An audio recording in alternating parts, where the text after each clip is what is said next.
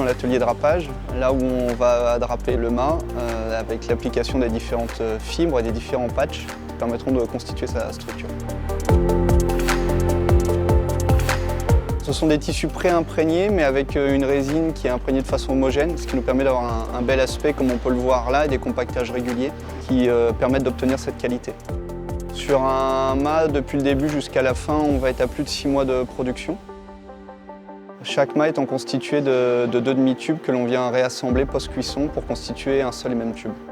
Le mât dans cet état-là a été démoulé, dépoli et ensuite il est contrôlé ultrasons afin de vérifier la qualité du composite et confirmer qu'il n'y a aucun corps étranger de présent dans le laminage. Le contrôle ultrason, c'est un peu comme une échographie. On fait un contrôle ultrason pour vérifier que le composite est de bonne qualité et qu'il n'y a pas de défaut ou d'anomalie. Si on trouve des choses, elles sont réparées par le chantier. Et puis si on ne trouve rien, c'est bon pour le service.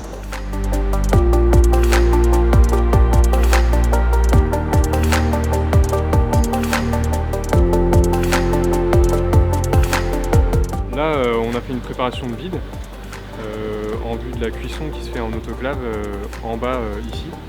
On met le carbone sweet pour compacter le matériau et pour que la pression d'autoclave puisse être répartie sur le carbone.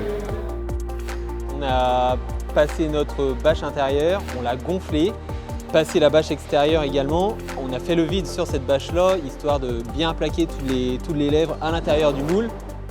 La prochaine étape, ça a été de contrôler l'étanchéité de cette bâche, de vérifier qu'il n'y ait pas de tension dans cette bâche, de bien voir que ce soit bien plaqué, que les plis soient bien présents, qu'il y ait un bon vide, pas de fuite.